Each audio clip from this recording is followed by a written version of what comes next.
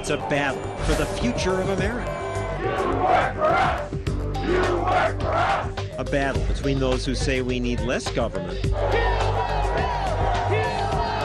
and those who actually say we always talk about the government like it's this monster in the hills. The government is us. It costs to live in a civilized society, and we all need to pay our fair share. But wait a second. How do you give a rebate to people that didn't put any bait in? I live the life of a taker. Today there's a battle between the takers and makers. It's a battle because the government is threatening to take us from a maker nation into taker nation status. The private sector is literally dying, and the federal government is providing more and more pay and benefits. You union thugs are sucking the life out of America. That's an absurd statement. You're going to end up with lots of people that don't produce, and then that's the spiral. That's the end. Some say America's wealth is like a pie. Are you getting your fair share? But makers actually bake more pies for profit. And good news, profit got this town a better deal. What difference does it make if the company is making a profit, but you're getting a service that costs you less? Wish they'd try that where I live. Maybe then I wouldn't get taxed every waking moment. So many taxes. I need a drink. Now, reporting from Fox headquarters in New York, John Stossel. Where is America heading? The political left and right have two different visions for our future. The left wants more government. The right says we should have less. We use our money for what? You heard the cries of outrage for the people of Bell, California, who discovered that their town managers paid themselves hundreds of thousands of dollars. Shame on you! Shame on you! You were a crook yesterday, you're a crook today, and you'll be a crook tomorrow. Maybe. They were arrested. They used the tax dollars collected from the hard-working citizens of Bell as their own piggy bank. But much of what they did was what lots of politicians do. Vote to spend taxpayer money on what they think is important, themselves. They want to do whatever the hell they want. Exactly. Rarely is there such blatant self-dealing as there was in Bell, but every day politicians spend your tax dollars on their vision of what America should have. That's what some Tea Partiers are angry about. In this case, they're yelling, "Kill the health care bill." But Congress didn't kill it. The bill is passed.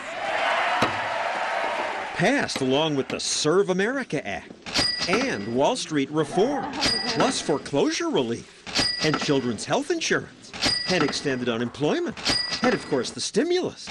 They always spend more. Thomas Jefferson said, "It's the natural progress of things for liberty to yield and government to gain ground." But never before outside wartime has government gained so much ground. Just got to stop spending. It's got to be a point to the end of it. For most of the life of America, and when we grew the fastest, government spent in today's dollars just a few $100s per person. But today, the federal government alone spends $10,000 per American. Total government now eats up 40% of the economy. 40%. Yet the political class always claims they need more. Many people are hurting. Help America's steelworkers. Pass funding for black farmers now. I average 20 to 30 meetings a day in my office, and 20 to 30 meetings are people asking for something from the federal government. Usually, Paul Ryan is an unusual congressman because he believes government should do less. You're telling your colleagues, stay out? Don't do anything? Yeah. Well, in many of these cases, yes. That's not a popular idea around here. Congress listens to testimony all day, and 99% comes from people asking for stuff. I propose that Congress pass legislation. I propose that Congress ask Congress. There's a reason people show up and beg. It does work, and it does pay off. So the people who are connected get the goodies. That's exactly right, and that's what happens in a big government society. Most people like getting free stuff. Yeah, but I think more and more people in America are beginning to wake up to the fact that this thing is coming unglued. When the health care bill was close to passage, Ryan took on the president directly. This bill does not control costs. This bill does not reduce deficits. There's some strong disagreements on the numbers here, Paul. When it was all over, the president smiled and they shook hands, but they came nowhere close to agreeing. It's adding trillions in obligations that we have no means to pay for it. Why are your colleagues saying it's okay to spend more? Are you saying they're just stupid, or they don't care, or they're pandering for votes? I think, well, pandering could be a part of it, but I think what it is they believe that the government should be far larger and far bigger. Stop spending so much. Well, that's something you should tell the Republicans, John. Democratic Congressman Rob Andrews is a friend of Paul Ryan's. He says, don't blame us. President Reagan and both President Bushes spent more than either President Clinton or President Obama. So the all of you stop it. I agree with that. But to assign responsibility to the Democrats for this problem is not factually accurate.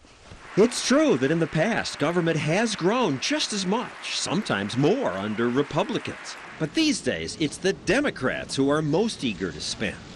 There you go. Let's go. You ever think government's doing too much? This is what built the country. This is the Declaration of Independence and the Constitution. It's pretty thin. Limited government. I mean, you guys have gone way beyond this. I don't think that a Social Security system is excessive government. I don't think that a Medicare system is excessive government. I don't think that the student loan system, I don't think that's excessive government. We have to make sure that the most vulnerable people are always protected. Protected by a bigger government is the progressives' argument. And Columbia University professor Mark Lamont Hill makes their case better than most. We have suffering everywhere. Here he's giving a commencement address in California. Republicans and Democrats, poor people and rich people, middle class, black, white, everybody has to be involved in this struggle. What those of us who are at the top of the economic ladder have to do is be willing to make sacrifices that ultimately will benefit everyone. Everyone benefits when we pay a little bit more to create universal health care. Everyone benefits when we pay a little more to have better public education systems. Everyone benefits from that. And by we, you mean government. We always talk about the government like it's this monster in the hills that comes down and hands things out and takes our tax money. We are the government. Well, yes. Oh, yeah. Only in libertarian fairy tales. In real life, the government is us. The government is us? In your ideal world, what percent of the economy should government be? For me, housing, healthcare, and education are in addition to national defense, are things that the government must provide for people, and that's probably where we differ. So if that means 20%, I'm okay with it. If it means 30%, I'm okay with it. I don't think it will ever get that big. It's already at 40%. I mean, here's the graph of the growth of government since the beginning of the Republic. For most of the history of America, it was tiny, less than 5%. Right. Now, much of that has to do with inefficiency and waste. But you want more. I don't want more inefficiency and waste. Where you and I part ways. It's not big enough now? It is not big enough now. It is not big enough now. Really? It is awfully big. So big that we're now $13 trillion in debt. And yet they keep spending more. There you go. There you go. We are done. But how will we pay for it? We fight most about the income tax. Raising taxes is a recipe for disaster. But there are so many other taxes. Payroll, corporate, capital gains, estate, sales taxes. In fact, equal to the income tax are dozens of sneaky taxes you may not even know about. You and I pay them all day long. From the moment I wake up and turn on a light. I pay more when I brush my teeth and license my dog. My building pays property and fuel taxes and adds it to my monthly bill. And when I leave home to take the subway to work, I pay the Metropolitan Commuter Transportation Mobility Tax. At work, I make some phone calls. Yes, absolutely. Or get a bite to eat or a soda to drink. I'd like a smoked turkey in this. When I gas up my car, as much as a quarter of the price of gas is federal, state, and city excise taxes. Heck, people pay sales taxes all day long. So many taxes. I need a drink. I'm lucky I don't smoke. Yet some people say we should pay more. And all those taxes are just fine, say progressives. But it costs to live in a civilized society, and we all need to pay our fair share. Our fair share. Progressives say taking from the rich to help the poor is simply the fairest system. No, the fairest system is the one that rewards the makers in society as opposed to rewarding the takers in society. Arthur Brooks wrote The Battle, which argues